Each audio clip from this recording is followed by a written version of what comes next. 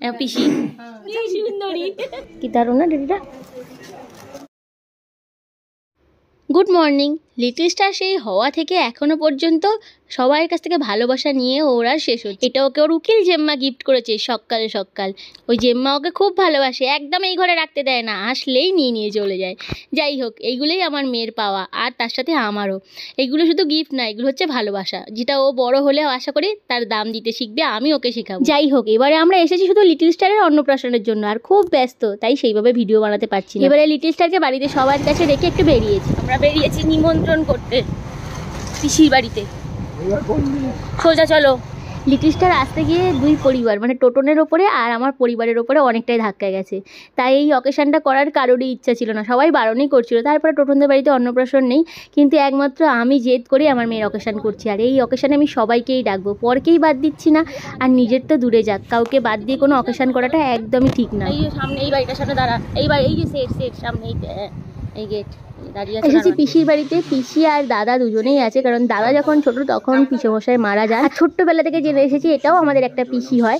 আর তাই মেয়ের অকেশনে কি করে বাদ দিই? পিসি বাবু আসুক, সবাইকে নিয়ে যেতে। শোনো, সারা জীবন ওর বউয়ের নামে নালিশ। আর বলা বলবো কি করে? কালকে 10 মিনিট 10 মিনিট তাই তাও 10 মিনিট কিসের জন্য বললাম, সেটা পিসি মশাই এসে বললো বলে ও বকবক করতেই থাকবে, ওর কথা বাদ দাও তো। দেখো তো আমার মেজো পিসিকে পুরো লক্ষ্মী ঠাকুরের মতন দেখতে না? পিসি শুধু দেখতেই লক্ষ্মী না, এই সংসারটাকে একটু একটু দাঁড় করার পিছনে অবদান আমার পিসিরই। আর আমার এই বৌদির তুলনা হয় না। পিসি বাড়িতে ঘুরে চলে এসেছি মায়ের বাড়ি। লিটল স্টারের তত উপলক্ষে মা তো এগুলো কিনে রেখেছে, আর বাকি অনেক কিছু কেনার দায়িত্ব দিয়ে দিয়েছে মা আমাকে।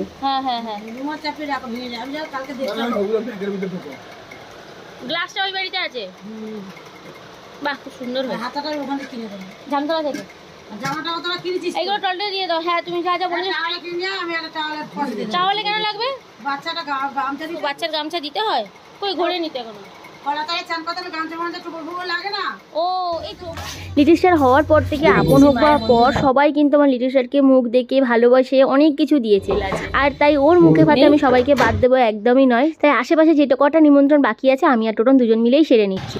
সব বাড়িতে নিমন্ত্রণ করে গেছে স্বাদের সময়, তাও এখন উনি চিনতে পারছেন না। আর কি বলবো,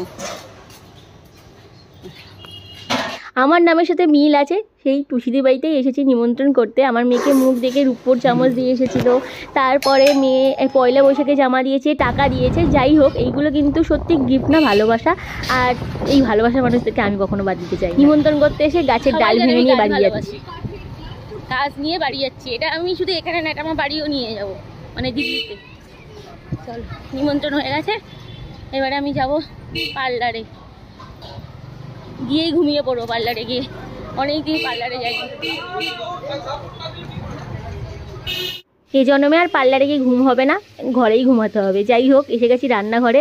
এখানে হচ্ছে মুরুলি মাছ আর তার সাথে সীতাপাটি মাছ। এগুলো যেহেতু আমরা বাইরে পাই না, তাই আসলেই মা আমাদের জন্য এগুলো নিয়ে আসে।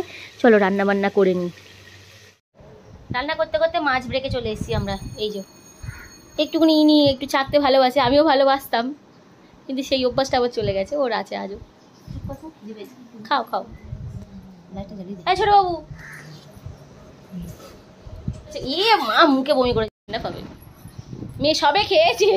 ঠিক করেছিস, ঠিক করেছিস, কি খুশি হয়েছিস, ঠিক করেছিস মা, একদম ঠিক করেছিস। হ্যাঁ ঠিক করেছিস, ঠিক করে দিয়েছিস, বেশ করেছিস। যেহেতু এবার আমরা জামতলায় চলে যাব, তাই যাওয়ার আগে কিছু টুকিটাকি জিনিস কিনতে বাকি রয়ে গেছে। বিশেষ করে তো মিষ্টির ড্রেসটা কিনতে বাকি রয়ে গেছে, সেই জন্য এসেছি আমরা লেক মলে। আর লেক মলে আসলে তো মিষ্টির এটা ওটা সেটা অনেক কিছু থাকে দেখার জন্য। মিষ্টি আর লিটল স্টার একই কালারের ড্রেস পরবে, সেই জন্য যতক্ষণ না পাচ্ছি আমি জামতলা যেতে পারবো। এখানে তোমাদের সাথে একটা ছোট্ট কথা শেয়ার করি। লিটল স্টারের অন্নপ্রাশন নিয়ে তো আমার অনেক শখ, অনেক ইচ্ছা আছে। সত্যি কথা বলতে হয়তো সাধ্য থাকে না, এরকমও ব্যাপার থাকে। দেখো, আমরা এমন কিছু হাইফাই নই যে বিশাল বড় করে বা বিশালভাবে আমার মেয়ের অকেশন করতে পারবো, কিন্তু আমরা আমাদের সাধ্য মতনই অকেশনটা করতে চাই। এবারে এইখানে যদি আমরা কলকাতায় থাকতাম, তাহলে অকেশনটা হয়তো অনেকটাই প্ল্যান করে গুছিয়ে গাছিয়ে এর থেকে হয়তো অনেক কম পয়সা আমরা করতে পারতাম। কিন্তু যেহেতু আমরা কলকাতার বাইরে থাকি, তাই খুব কম সময়ের মধ্যে আমাদেরকে অনেকটা কিছু করতে হচ্ছে। তারপরে অনেক কিছু মানে প্ল্যান ছাড়াও হয়ে যায়, সব কিছু তো আর প্ল্যান করে হয় না। তো এটা গোছাতে ওটা গোছাতে অনেক কিছু প্ল্যান ছাড়াই হয়ে যায়। যাই হোক, যেভাবেই হোক না কেন, সেটাই আমাদের কাছে পাওনা থাকবে, কারণ আমরা বাবা মা হয়ে আমার লিটল স্টারের সব কিছু নিজেদের হাতে করার চেষ্টা করেছি। হ্যাঁ, নিজের লোকরা পাশে না থাকলে তো কোনো অকেশন করা সম্ভব নয়। আমার বিয়ের পর আমাকে শুনতে হয়েছিল যে আমাদের অকেশন আমাদের নিজেরা করিনি, আমরা কারোর ওপরে চাপিয়ে দিয়েছি, জোর করেছি। তাই আমি চাই না যে আমার মেয়ের অকেশনটা নিয়ে আমরা এরকম কেউ আমার মেয়ের দিকে কথা তুলুক বা আমার মেয়ে শুনুক।